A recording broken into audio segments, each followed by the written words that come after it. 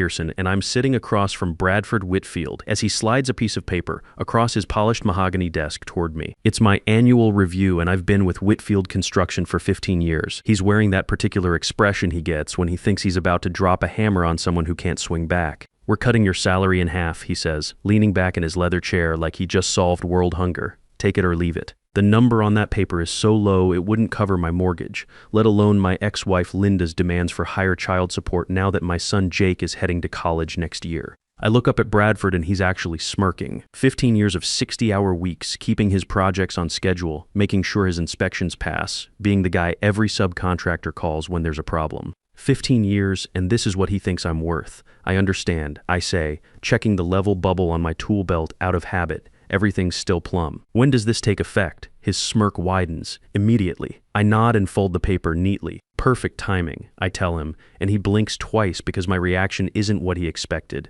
Before I explain what happened next, let me back up 3 weeks. That's when Earl Voss called me. Earl runs the most successful construction outfit in our county, and he'd been watching my work for years. Not Bradford's work, mine. Because everyone in this business knows who actually gets the job done, even when someone else's name is on the building permit. "Charlie," Earl had said over coffee at Murphy's Diner, "I want to offer you something different. Not just a job, a partnership.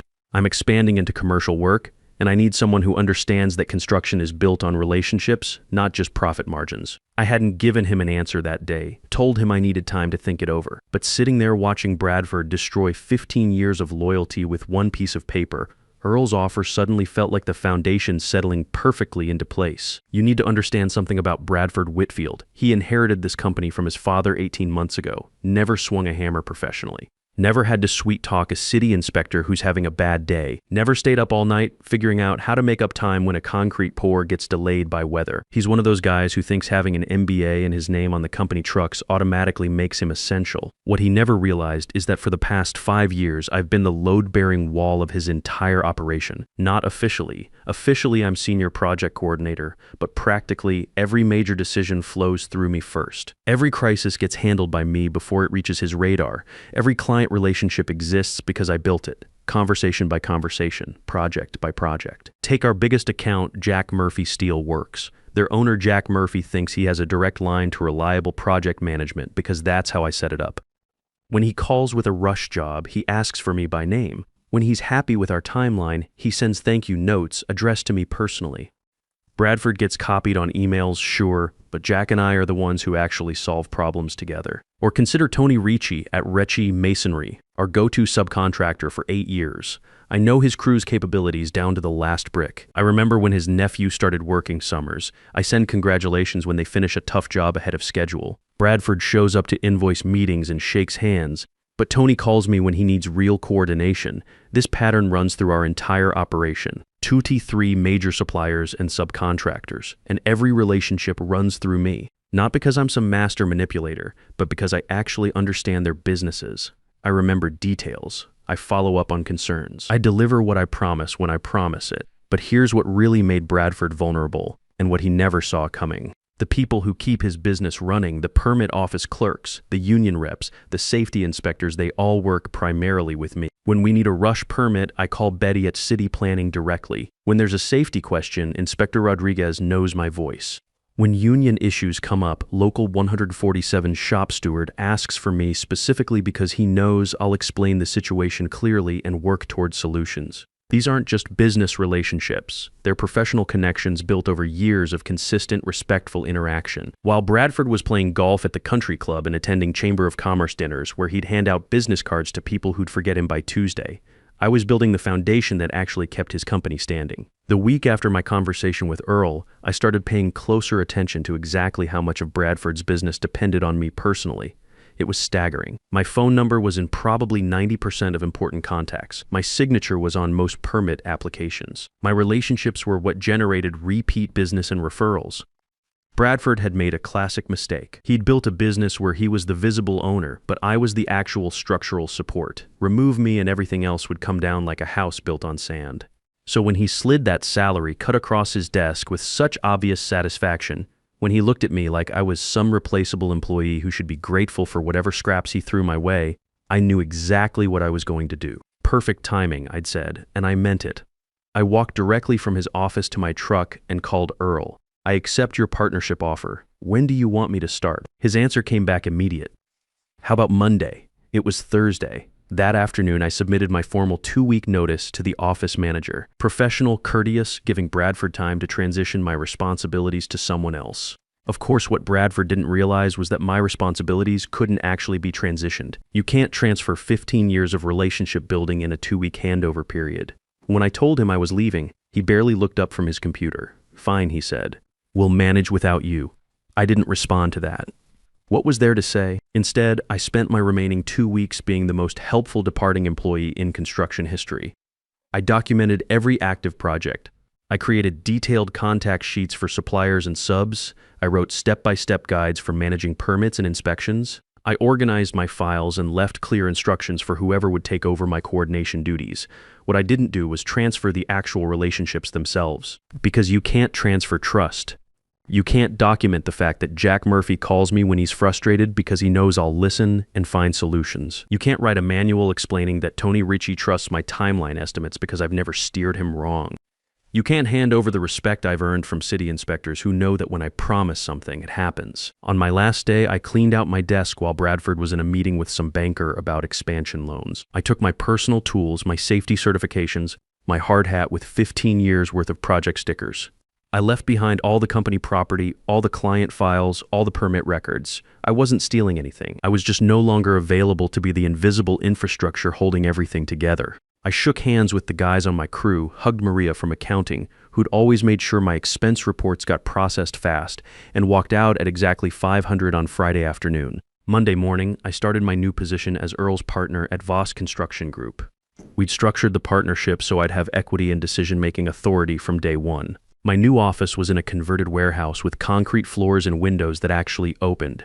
No mahogany desk, but a partner who valued competence over ego.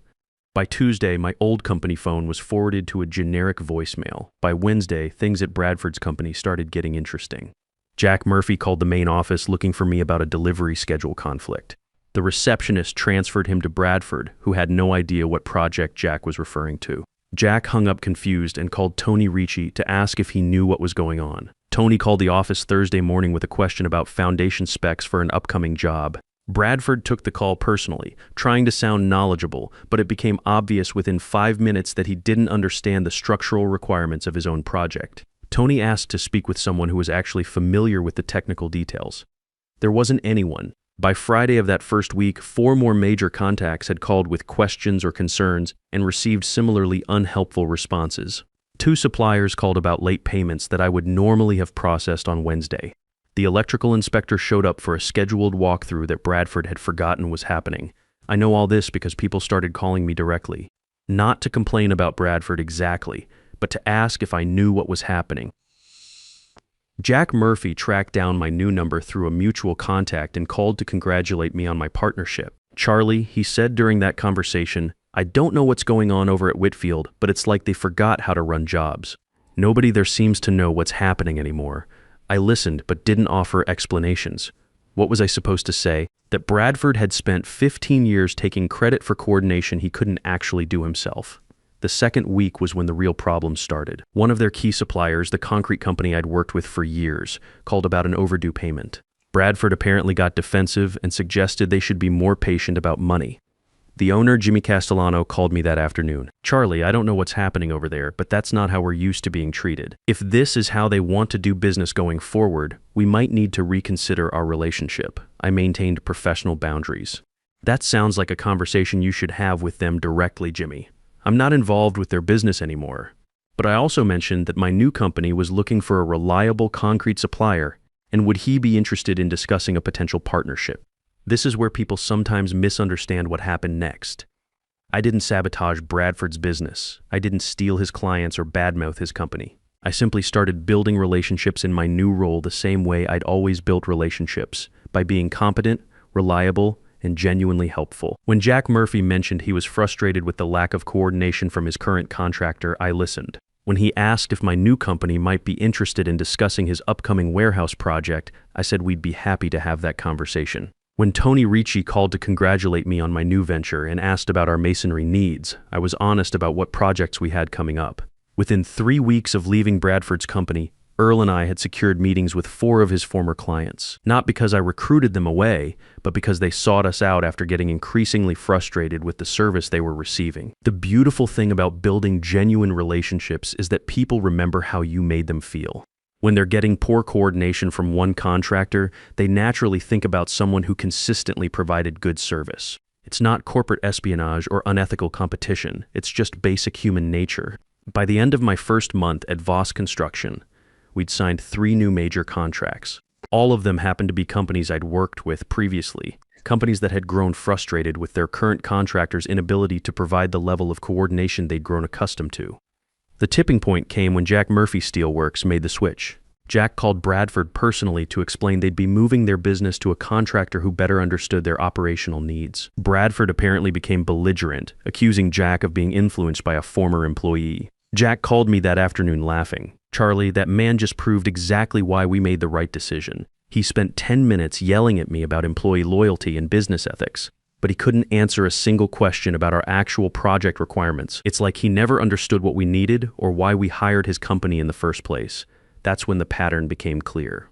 Bradford hadn't just lost me as an employee, he'd lost the person who translated between his ego and the actual requirements of running a construction business.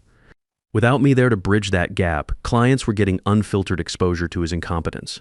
The story started reaching me through industry contacts, how Bradford had promised a completion date that was physically impossible given the permit timeline, how he'd agreed to specifications that his crew couldn't execute because they didn't have the right equipment, how he'd mishandled a foundation issue that I would have caught and corrected before it became a $50,000 problem.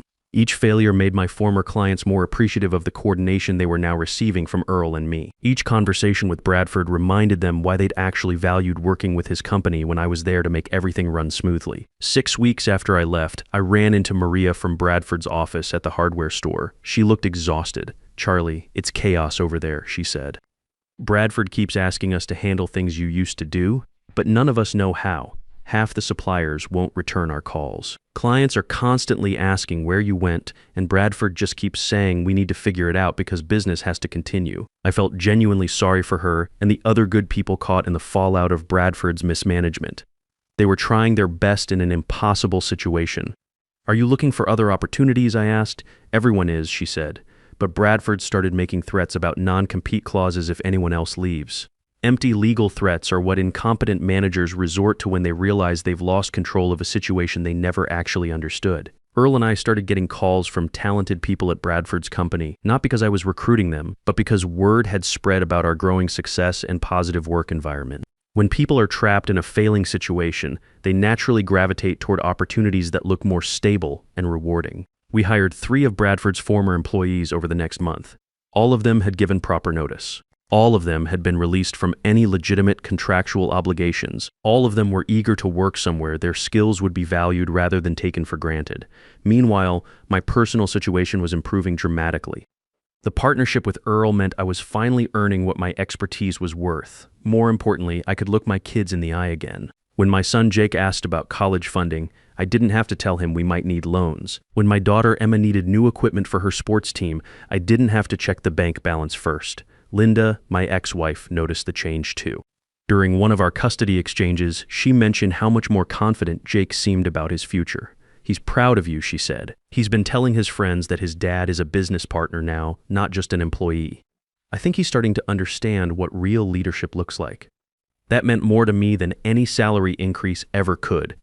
The construction industry in our county is small enough that word travels fast. Within 3 months, Voss Construction Group was being talked about as the company that was stealing all of Whitfield's business. But it wasn't theft. It was natural selection. Clients were choosing competence over habit, results over relationships. Our project backlog grew from 2 months to 6 months. We had to turn down jobs because we couldn't handle the volume. Earl and I started discussing hiring more crew leaders and expanding our equipment fleet. "Charlie," Earl said one afternoon as we reviewed the quarterly numbers, "I knew you were good, but this is beyond what I expected. We're not just growing, we're becoming the standard that other contractors measure themselves against." The irony wasn't lost on me. Bradford had cut my salary because he thought I was expendable. Instead, he'd forced me to discover my actual market value.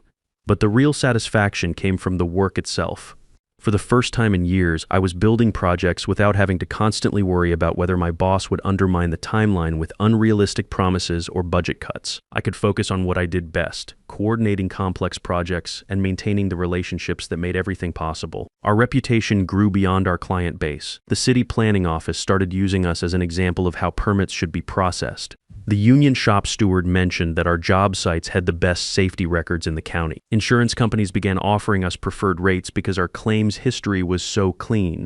All the things I'd been trying to accomplish at Bradford's company for 15 years were finally happening because I was working with a partner who understood that good business comes from good work, not good marketing. The final collapse of Bradford's company was almost anticlimactic. 8 months after I left, I heard through industry contacts that he'd been forced to sell what remained of his operation to a larger firm. The Whitfield name that his father had built over 30 years disappeared entirely. The equipment was auctioned off. The remaining contracts were transferred. Most of the good employees had already found other jobs. Bradford himself seemed to vanish from the local construction scene entirely. I felt a moment of genuine sadness for his father's legacy. The old man had built something real, something that served the community. His son had destroyed it through arrogance and incompetence. But business isn't about sentiment, it's about results, and the results spoke clearly. Today, 2 years later, Earl and I run the most successful commercial construction company in 3 counties. We have 38 employees, an equipment yard that's paid off, and a project backlog that stretches 8 months out. The Regional Business Journal featured us in an article about partnerships that are reshaping the construction industry. The county commissioners awarded us the new municipal building contract, a $15 million project that Bradford would have killed for. More importantly, my family situation stabilized completely. Jake graduated high school with a full scholarship to the state engineering program, not because we couldn't afford tuition anymore, but because he'd worked hard and earned it. When he told his guidance counselor that his dad was a construction company partner who could provide internship opportunities, I saw him stand a little taller. Emma made varsity soccer as a sophomore. During parent night, other dads asked me about business opportunities and partnership advice. These were men who used to see me as just another employee at Bradford's company. Now they respected my judgment and sought my opinion. Linda and I developed a better co-parenting relationship too. Not because we rekindled any romance, that ship had sailed years ago, but because financial stress was no longer poisoning every interaction. When your kids see their parents treating each other with respect, it changes how they view their own future relationships. The most satisfying moment came 18 months after leaving Bradford's company. Earl and I were at the County Contractors Association annual meeting when Bradford walked in. He looked older, tired, wearing a suit that didn't fit quite right anymore. Word was he'd been working as a project manager for a larger firm out of the next county over. When he saw me across the room, he hesitated for a moment, then walked over. "Charlie," he said, extending his hand. "Congratulations on your success." I shook his hand. "Thank you, Bradford. I want you to know," he continued, "I understand now what happened. What I lost when you left, I didn't say anything there wasn't anything to say. I was wrong about your value to the company. I was wrong about a lot of things. Water under the bridge," I told him. He nodded and walked away. I never saw him again. Earl, who'd witnessed the entire exchange, whistled low. That took some guts on his part. Maybe, I said, but it doesn't change anything. And it didn't. Bradford's apology didn't bring back his father's company. It didn't undo the chaos he'd caused for his employees. It didn't restore the relationships he'd destroyed through incompetence and arrogance. But it did confirm something important. Success isn't about proving other people wrong. It's about proving yourself right. The construction industry taught me that every building needs a solid foundation. You can't slap up walls and expect them to stand without proper groundwork. The same principle applies to business relationships, family responsibilities, and personal integrity. Bradford had inherited a structure built by someone else and assumed it would stand forever, regardless of how he treated the foundation. When that foundation, the relationships, the expertise, the day-to-day competence that actually kept everything running, was removed, everything else collapsed. I'd spent 15 years being that foundation for someone else's success. The salary cut that was supposed to put me in my place instead showed me that I was capable of building something myself. Earl and I are planning to open a second location next year. We're looking at expanding into residential development, maybe some light industrial work. The same suppliers and subcontractors who followed me from Bradford's company are eager to grow with us. Jack Murphy Steel Works just signed a 5-year exclusive partnership with us. Tony Ricci is training his nephew to take over more responsibilities so Ricci Masonry can handle our increased volume.